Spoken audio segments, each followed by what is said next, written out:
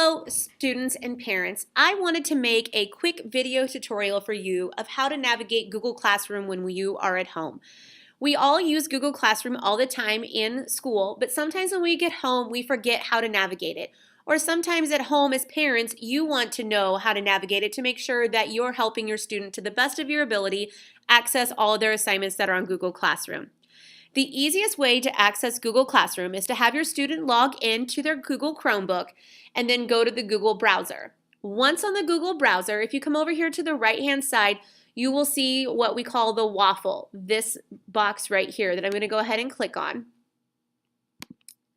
Once I've clicked on the waffle, normally you can find the Google Classroom icon down here at the bottom. It's going to say Classroom and it's going to look like an old school chalkboard. Go ahead and click there.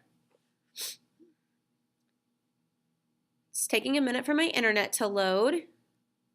We'll be patient here. There it goes.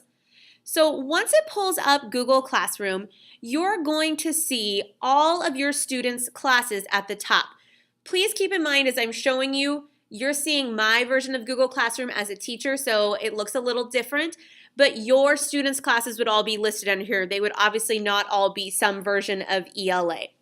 So what you do once you are in here is you can click on a class. So we'll go to this ELA class. And there's a couple of tools that you can use in here to help you organize, know what you're looking at.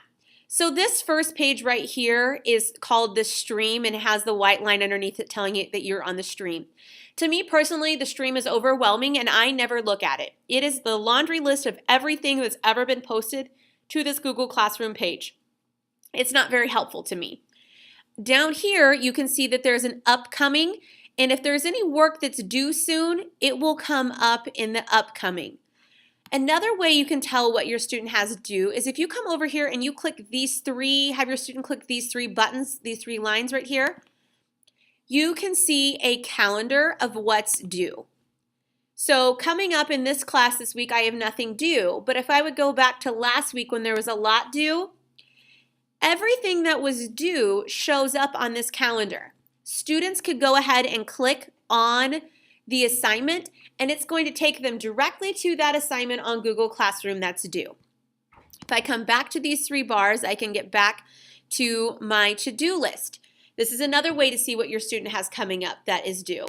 So if they click on to do, it's going to tell them things that are coming up that don't have a due date. It's going to show things that are a work in progress for them and so forth. And now I'm going to show you what I find to be the most useful aspect of Google Classroom and the easiest to navigate. So up here at the top, I have Stream. And then I have Classwork. If you click on Classwork, have your student click there. In ELA, I have organized everything that we use in class by a topic. So right now we're on nonfiction. So here's our different nonfiction activities that we have had. Here's the nonfiction notes activity that was due on October 4th. If you click here, you can see the assignment. So here is the assignment. It says each student will get a copy. So that is something that students will be able to edit. That's where their work will actually be typed. And then attached here is a version of the notes. That is something that each student will be able to view.